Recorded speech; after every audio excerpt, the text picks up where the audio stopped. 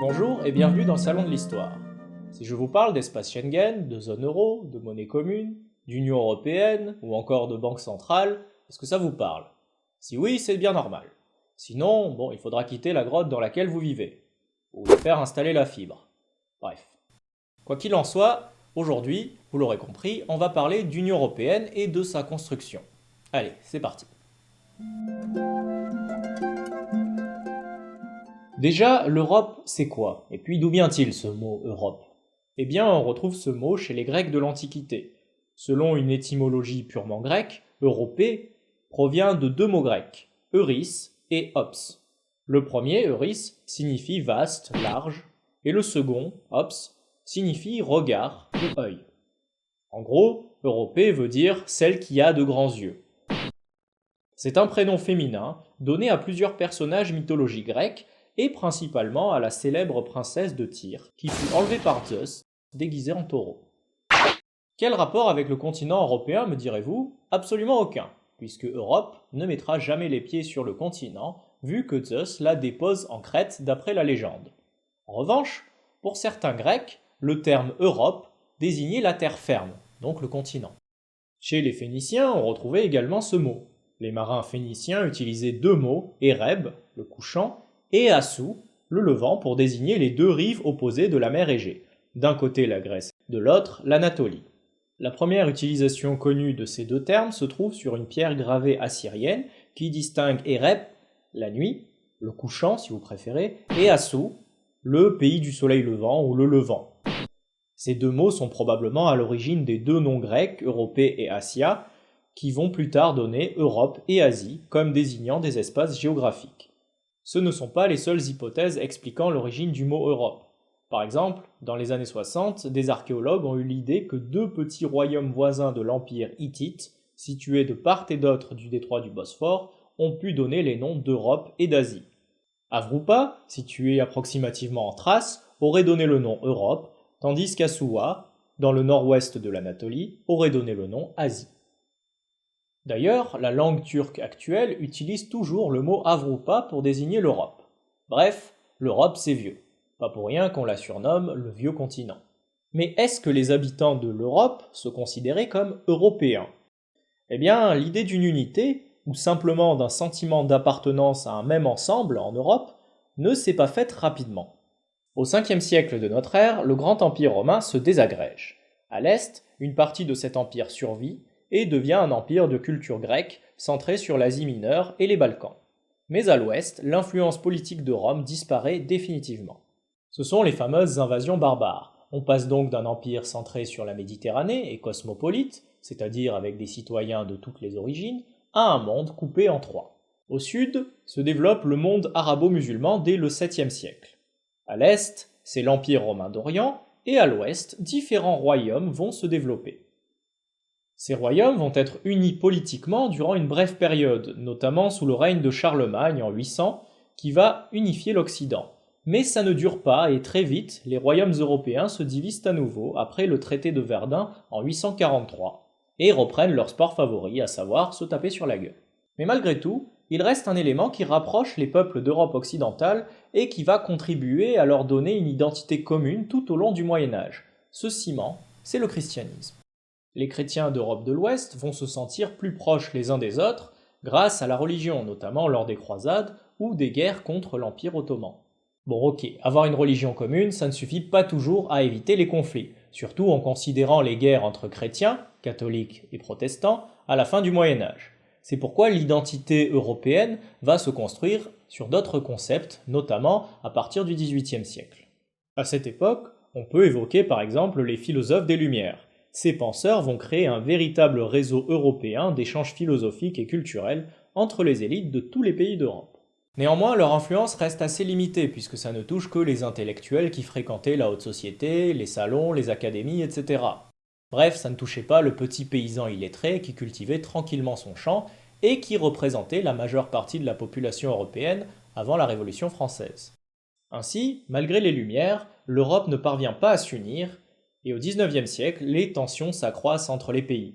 Suite à l'invasion napoléonienne d'une grande partie du continent de 1800 à 1815, l'ordre ancien des monarchies est brisé. En gros, Napoléon a foutu le bordel en Europe, et les différents royaumes, une fois qu'ils ont réussi à se débarrasser de lui, eh bien, ils ne parviennent plus à redevenir comme avant. Les peuples en ont marre de faire partie de ces grands empires et veulent des pays. Ces peuples sont des nations, c'est-à-dire des groupes de personnes qui partagent un sentiment d'appartenance à une même communauté. Ça peut être par la langue, la culture, la religion, etc. Et lorsque ces nations revendiquent l'indépendance et la possibilité d'avoir un territoire avec des frontières, on parle de nationalisme. Et c'est ce qui va se passer un peu partout en Europe à partir de 1848. On appelle cet épisode le printemps des peuples, puisque bon nombre de peuples européens décident de se révolter pour obtenir leur indépendance. L'unification italienne de 1870 et l'unification allemande de 1871 montrent aussi cette volonté de chaque peuple à avoir son pays. On est bien loin d'une idée d'union entre les peuples européens. Les rivalités entre nations européennes vont s'accentuer tout au long du XIXe siècle pour différents motifs, et ça nous amène au XXe siècle avec les deux guerres mondiales, celle de 1914-1918, puis celle de 1939-1945, qui vont ravager complètement le continent européen. Et en sortant de ces deux guerres, les Européens vont commencer à se demander s'ils n'ont pas un peu agi comme des cons.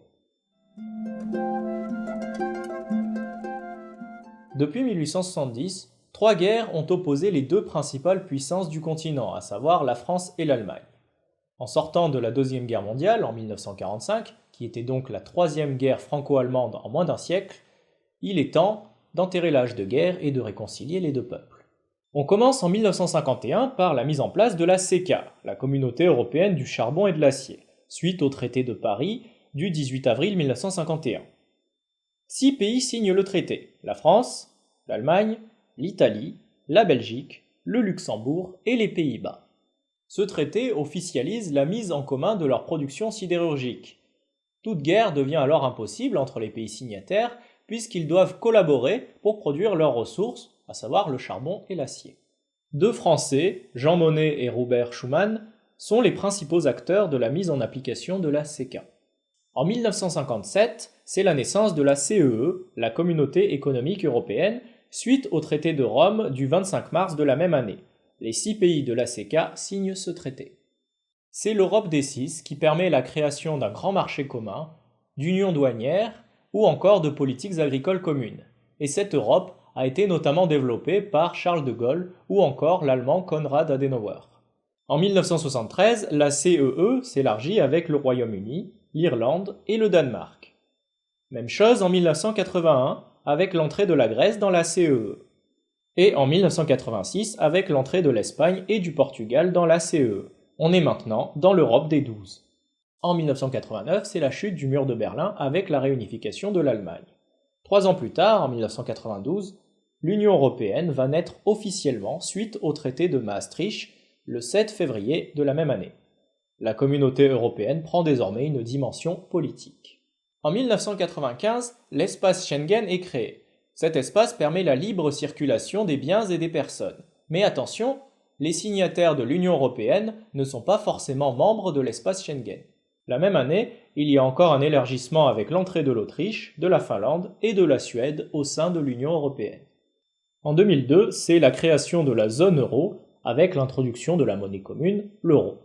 Et cette zone n'est pas forcément la même que celle de l'Union européenne ou de l'espace Schengen. En 2004, on assiste à une entrée massive de pays dans l'Union européenne avec l'arrivée de Chypre, Malte, l'Estonie, la Hongrie, la Lettonie, la Lituanie, la Pologne, la République tchèque, la Slovaquie et la Slovénie. Puis, en 2007, la Roumanie et la Bulgarie intègrent l'Union européenne. Cette même année, c'est la mise en place d'une constitution de l'Europe qui réorganise les institutions européennes suite au traité de Lisbonne du 13 décembre. En 2013, la Croatie rejoint l'Union européenne qui compte alors 28 pays membres. Mais en 2016, c'est le Brexit, avec la sortie du Royaume-Uni de l'Union. Où en est l'Europe aujourd'hui ? Difficile à dire. Certains de ses objectifs initiaux ont été atteints, notamment en ce qui concerne la stabilité politique du continent. Et oui, une guerre entre pays membres de l'Union européenne semble aujourd'hui peu voire pas du tout envisageable. Donc l'Union européenne a permis de pacifier un continent qui avait toujours connu la guerre.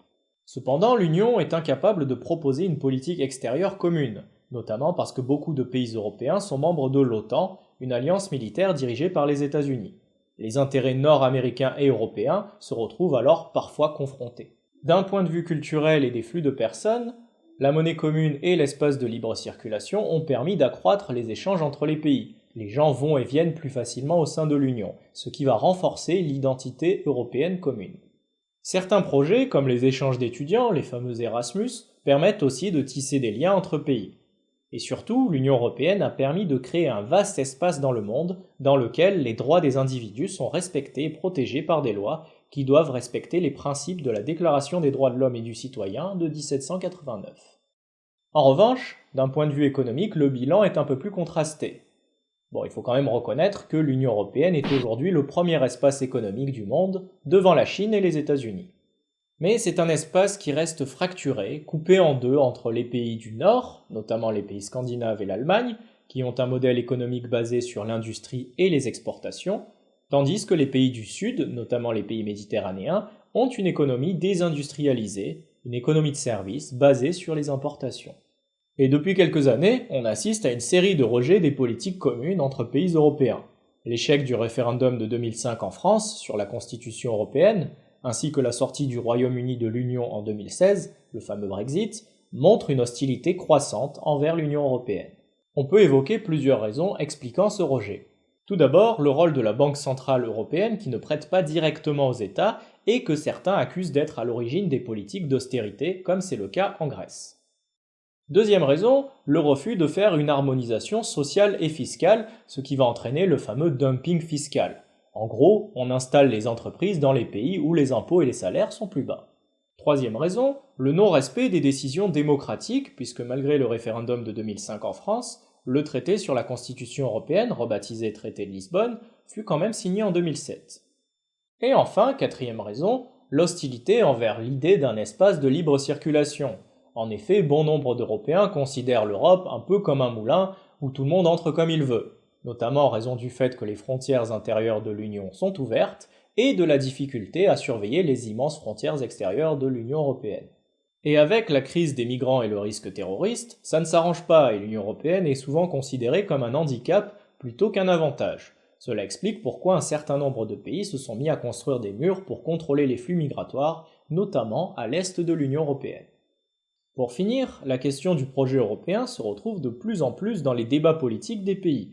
La campagne présidentielle française de 2017 en est un bon exemple, avec notamment au second tour un pôle eurosceptique, cette fois représenté par le Front National, et plutôt défavorable à l'Union européenne telle qu'elle existe aujourd'hui, et de l'autre le mouvement En Marche d'Emmanuel Macron, plutôt favorable aux politiques européennes actuelles.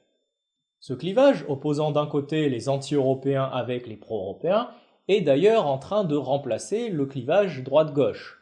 Et même s'il ne l'effacera pas complètement, il est à parier que la question européenne, on n'a pas fini d'en bouffer. J'espère en tout cas que cette vidéo vous aura plu. Quant à moi, je vous dis à la prochaine.